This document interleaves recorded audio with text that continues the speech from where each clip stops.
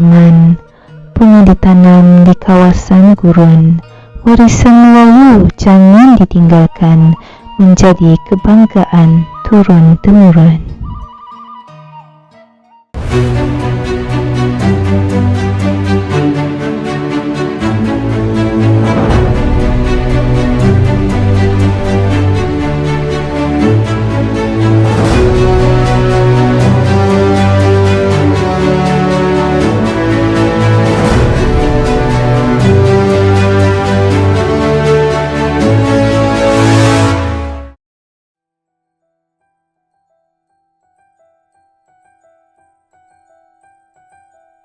Kampung Laut is the oldest mosque in Malaysia and one of the oldest mosques that still maintain its Nusantara architecture.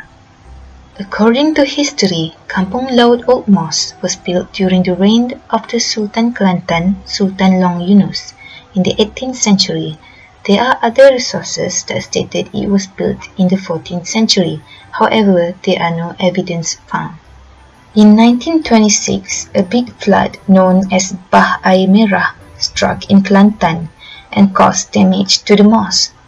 The mosque suffered the same fate when a second big flood struck in 1966, causing the mosque almost falling into the river of Kelantan. In 1968, the mosque was relocated to the compound of University Malaya to save the mosque from being eaten up by the river. In 1970, the mosque was handed over to the Kelantan government. In 1988, the mosque was given an extensive touch-up in the refurbishment work. Kampung Laut Old Mosque has been resided in Nilampuri for 52 years, since 1968. In 2020, East Coast Economic Region Development Council (ECERDC) have started the project to relocate Kampung Laut Old Mosque to the original site. Tradisional. Yang kedua ialah kita mendapat taklimat berhubung dengan pembinaan Masjid Kampung Laut yang akan kita bawa. Sekarang ini sudah pun direlaikan satu persatu dan direkod untuk dibawa ke tempat asal di Kampung Laut. Akan bermula pada awal tahun ini untuk pembinaannya sehinggalah pada tahun 2022. Satu lagi, masjid nanti, tapak masjid itu akan jadi UNESCO Heritage Site. Bila tempat ni jadi UNESCO Heritage Site, pelancong yang akan datang untuk melihat ni, yang satu yang menariknya, kita sedang mengenal pasti produk-produk pelancongan yang homestay-nya, penjualannya, dari segi budaya Kelantan yang kita boleh letak di tempat kedai-kedai di sebelah sana. This project has bring concern to the scholars for the intervention of a heritage building. However, professionals have given their thoughts and view on this relocation project of Kampung Laut Old Mosque. Exercise then was to just relocate it into a safer place away from the river bank, as the photograph showed. The river, as it meanders and hits the bank, it erodes the river bank, and that's why it undermines the foundation of the building, and that's why you have that part of the mosque hanging over the river bank, and that's the reason why it was supposed to be moved. Unfortunately, it was moved too far away. The most logical place is, if I were to tell you Masjid Jami' Kuala Lumpur, of course you will go to the confluence of the two rivers, because that's where historically it was built. But because they want to clear the land, you dismantle the Masjid Jami' and relocate it in Putrajaya or something like that. That's how ridiculous it was then. So this is why, to go back to its original site or near to its original site is a better and more sensitive option. And I think there is a condition under the UNESCO Charter that historic buildings should be within its original site. The mosque has been moved to Nilampuri, which is not exactly the best place, the original mosque, and it's not many people will come and visit the place because it's surrounded by tall buildings. I went to Nilampuri and the location is actually bandaraya lah. Tak adalah macam kawasan kampung kan. So dari segi ekonomi tu, to move it back to Kampung Laut, it will cost a lot of money lah. Tapi in terms of to preserve the historical value, that would be probably another approach lah. But is you could build a similar mosque macam Kampung Laut replica on the site lah. But it's not the original site lah, tapi you save a lot of money lah.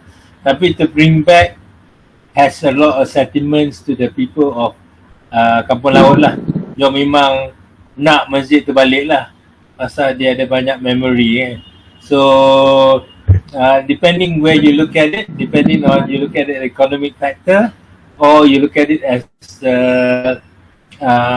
sentimental value, historical value, then the answer would be yes, bring it back lah. Kalau you nak mention pasal economic value, you might as well build another mosque similar to Kampung Laut and name it as a replica of a Kampung Lautnya mosque.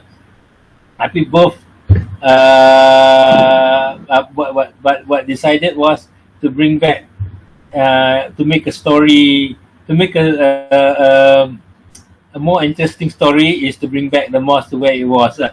So that will be probably give some authenticity to the mosque of Kampung Laut lah. Maknanya ada cerita lah untuk cakap pada orang generasi yang ke hadapan bahawa ini adalah ceritanya masjid Kampung Laut ni. Maknanya Kampung Laut ni ada kepentingan dan tidak diusirkan lah, ketepikan, dan kita boleh menaikkan semula cerita penyebaran agama Islam dan dengan cerita-cerita yang saya cerita tadi lah, yang orang Cempar, orang Bot tu, Karam, Nazar, semua tu lah. So dia adalah more value in terms that lah, orang akan terpikat lagi lebih daripada kalau kita bina something that is a replica of the mosque. Yeah. The most important element in for conservation of or management of the site is to be able to get similar way of blending the mosque with the surrounding. The most important thing is dia kena ada karya. You have to have somebody that use the mosque, that is actually protecting the mosque. Conservation from ASEAN perspective, not just Southeast Asia but the whole Asia, is we value on the traditional knowledge. Traditional knowledge. Ilmu pengetahuan tempatan. Ilmu tempatan. Why is ilmu tempatan is very important? The traditional knowledge is very important because the traditional knowledge actually is a knowledge that is actually marry between the surrounding and also the human part, the behavior of the human.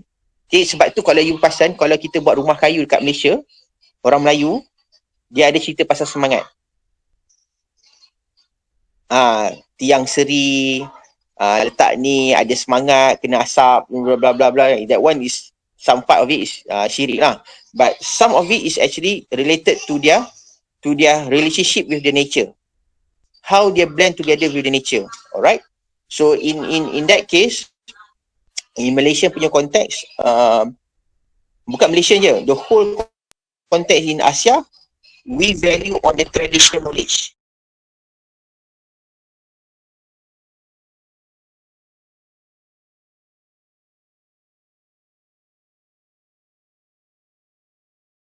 Now, is how you're going to communicate to these people who are at the moment trying to change that. And I'm sure they will say, kalau dah pindah sini, kita perlu ada kedai. Nanti pelancong nak datang nak makan kat mana? So, you're destroying the context of the thing. Kalau boleh, try and put it in the context of what it was originally. just kampung, and then jangan taruh premix car park, you know, taruh rumput, tanam rumput, taruh pokok kelapa, you know, and all that. Then becomes very authentic. And that's how, with due respect, you know, I'm telling you, because I'm very involved with e-commerce, and as you know, I was the president for the last 7 years since inception of e-commerce. So, and I travel a lot, and I observe. I always make quick reference to Tallinn, Estonia. Oh, we are from the embassy.